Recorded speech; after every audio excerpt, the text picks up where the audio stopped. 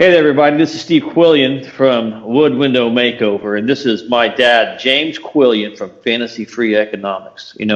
For years, my dad has been telling me principles of economics, and they've gone over my head or in one ear and out the other. But guess what? Now, I'm finally getting old enough, and I've seen enough to where what he's saying makes sense. And the things that my dad has been saying for years have just started coming to pass, and I'm just so amazed, And I thought it might be advantageous to ask my dad. I said, Dad, you're convinced that a proper understanding of economics would be helpful in life. Yes, it would be. Right? And so, and I'm starting to see that, and I would love for you to tell my kids, your grandkids, how a proper view of economics can be helpful. What is it that you could tell them that would be helpful about it? Well, I would tell them something that they won't find in any textbook or any lecture in the world. But what this is this is the three things that will get you through life successfully if you do all of these things. Number one is to have dignity. Okay. The second one is to make good trades. And the other one is to own your own tools. Okay. Now, that's only three things, but each one of these can be expanded on greatly. Well, let me interrupt for a second, because that third one is one that you instilled into me really, really early. That's to right. Own my own tools. And I have to say that one of the things that I remember you saying is, the circles we used to run around with, is like you said, son, never pawn your tools. That's exactly right. And I never did. And now, so that's, so I know for a fact, I at least listened to one. So, but the first one was dignity. That's right. That's right. You have to have dignity. You have to stand up straight and look people in the eye and not be ashamed of who you are. Now, one way not to be ashamed of who you are is to be a good person.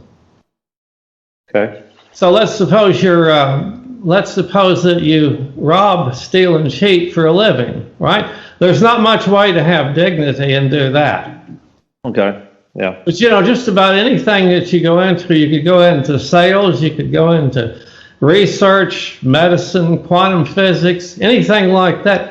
Any honest occupation, you can have dignity in it, and that gets you started off on the right foot, because nobody's going to do business with someone who doesn't respect themselves and have respect for other people.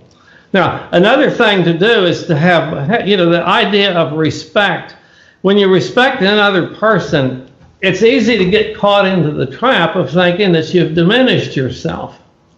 But actually you haven't. You've actually built yourself up, because one thing people in life really appreciate is respect.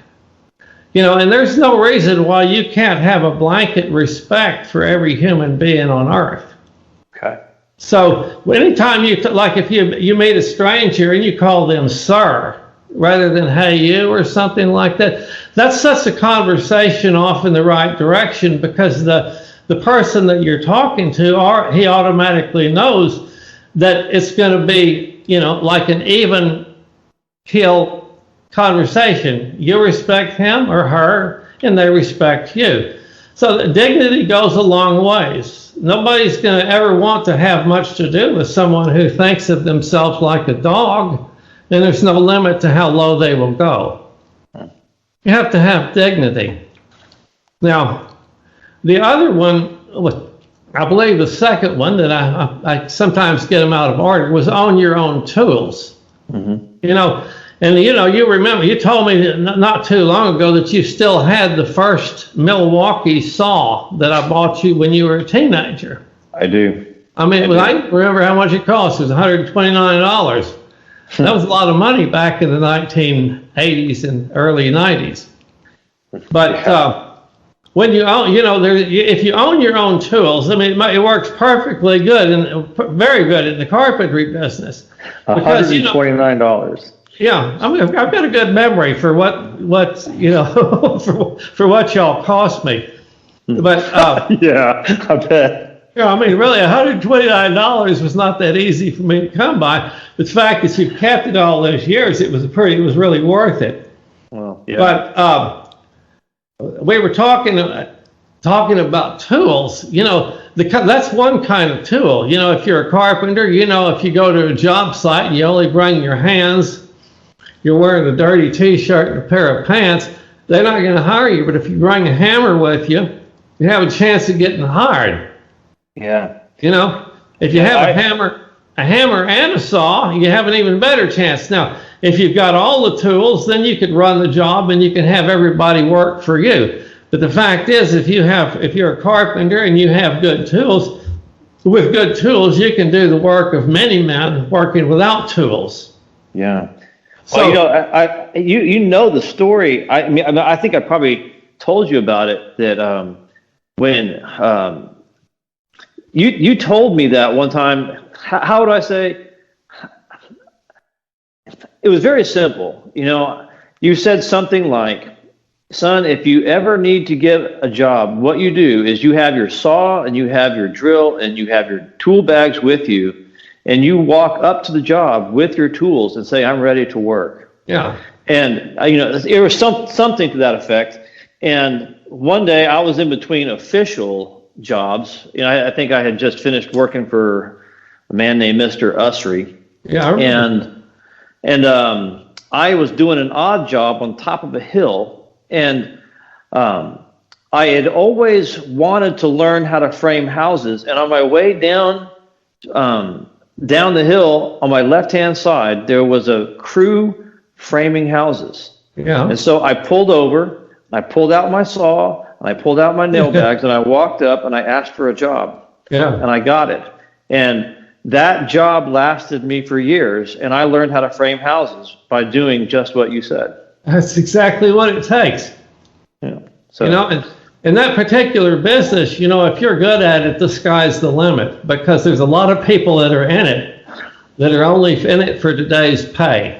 yeah. And they don't have any commitment to it. But I'm like I tell your brothers too, especially Eric, the handyman, that you keep showing up and you keep doing work, and you're in the business of serving other people. Your name will get around. You stay with it. Yeah. And your business will grow.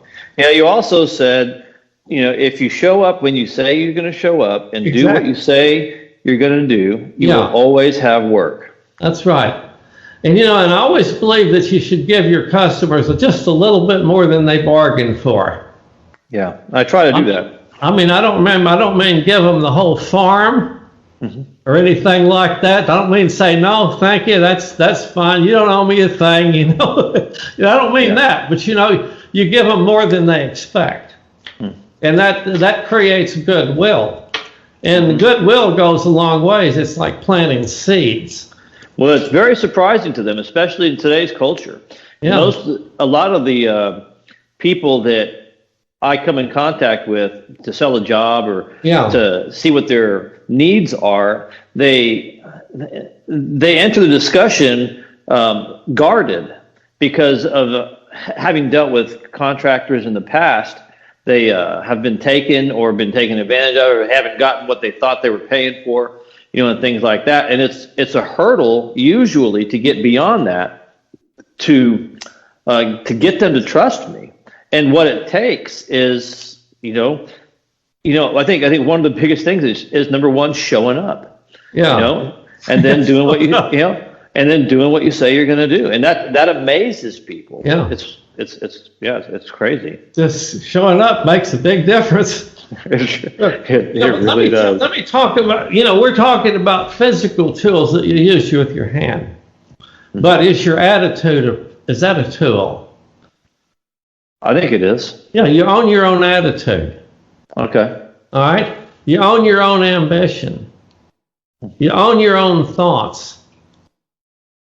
You own every. I mean, I'm not talking about being one of these freaks that collects things and claims everything. But all of these are yours. They're tools you can use. Now, if you use somebody else's attitude, somebody else's brain, you don't own your own tools. You own your own tools if you generate these ideas and thoughts yourself. Now, I'm not saying you should never take anybody's advice. Sure, you should. But you need to own your own tools, because you own your own mind. Use your mind as a tool. Your mind can generate all the ideas you'll ever need. But you've got to own your mind. You can't let your mind be owned by someone else or by society. And so the idea of owning your tools is owning everything that you can control that can affect you in your life. I mean, it's not like being a neurotic, or it's not like being a control freak or anything like that, because you know what you can control and what you can't. You can't control anybody else's attitude, anybody else's approach to life very well. I mean, you can have an effect on them, but pretty much everybody decides for themselves, how they're going to live their life. They either decide for themselves, or someone or society tells them how to do it. And so you want to be in charge, and that's really what I mean by owning your own tools. And you own your own tools, it's really hard to get fired. It goes beyond just a tangible circular saw. Any intangible tools. So, I mean, the idea of owning your own tools, it's more like take ownership of your life and determine your own direction. I mean, you could phrase it like that too. No. So, I mean, that's heavy. These are important things. I think if any human being does these three things, they're going to do real well in life. So the first one was have dignity, and we skipped to the third to talk about the tools. What was the second? The second one was make good trades. Make good trades. Yeah. Tell me about that. What do you mean by make good trades? Well, by that I mean is that you want to make sure that you get good value for your time and effort. Well, wait. So a bad trade would be to pawn your tools. Yeah, that would be a bad trade. You have to be a bad trade. Good trades. And to make good trades, you have to have foresight. You have to practice deferred gratification constantly. Mm-hmm. Because let's say if you have somebody has a habit like smoking, right? It's not a good trade. You're smoking a cigarette. You're taking years off your life for about 5 minutes of pleasure. Mm-hmm. That's not a good trade. So you have to think about what you're doing. And if you go out shopping, of course it doesn't hurt to be price conscious either. But you just have to. Life is making trades. Anytime that you're doing something, you could just as well be doing something else.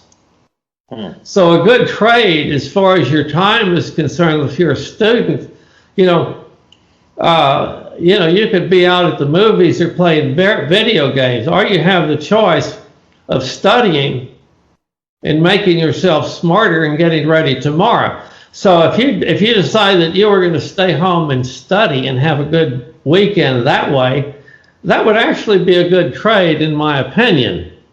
So you're talking about a good trade could be a conscious way that you trade your time. Yeah. Anything, everything that you've got is a resource. You could use it one way or the other. Because it is your time. It is your time, right? So you could trade it however you want. That's right.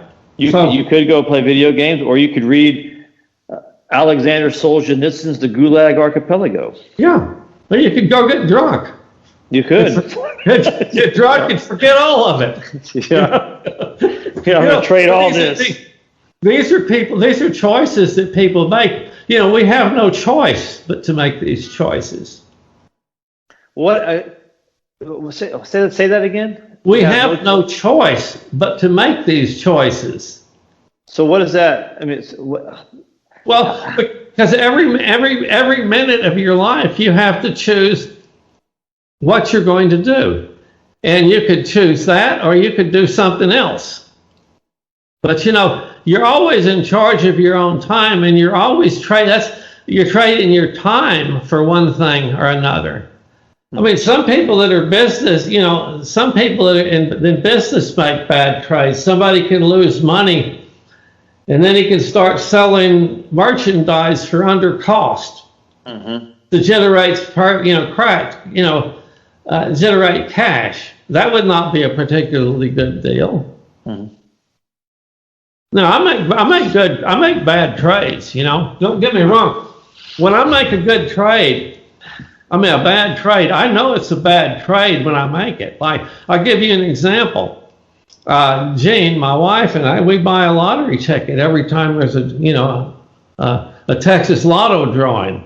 But I'm very well aware that the lottery is a tax on people who are bad at math. I'm not bad at math, but I know that's not a good use of a dollar. Yeah. So nobody's perfect.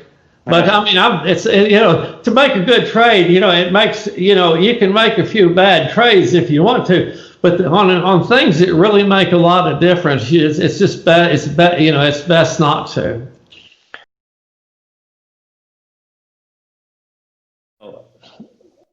I think part of knowing how to make a good trade is having experience with bad trades. That's right. I mean, eventually, if you have a goal in mind and you set off to try to achieve that goal, you're going to make mistakes, and you have to trade to figure out what not to do to eliminate the things that get in the way and find out what you should do. That's right. And eventually, you will hit the mark. And you can't be afraid to go out there and trade and take your hits. I have I got one short thing about trades that's really important about trades is that anything that you trade for other than peace is temporary. All right.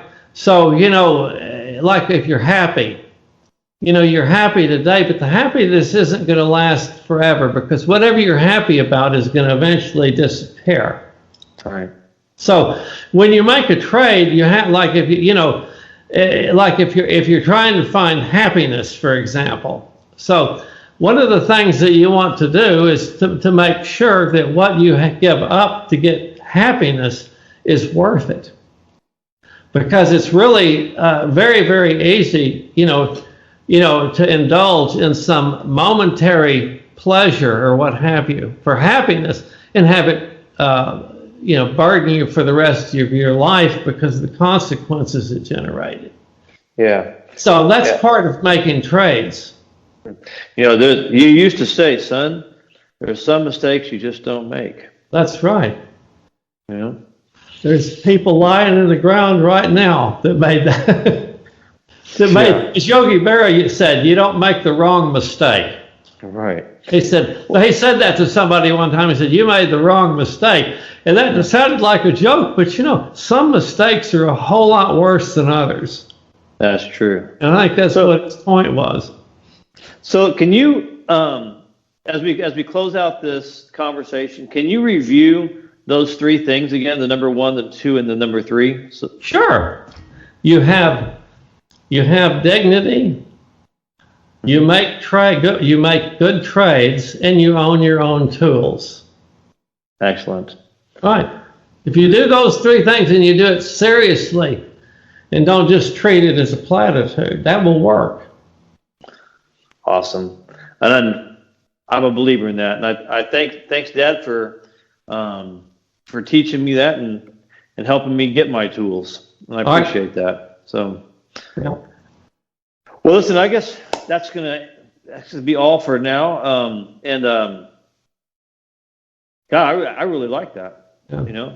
So I think that if you, the viewer, like that as well, give us a thumbs up and share it because I think it's really, really valuable.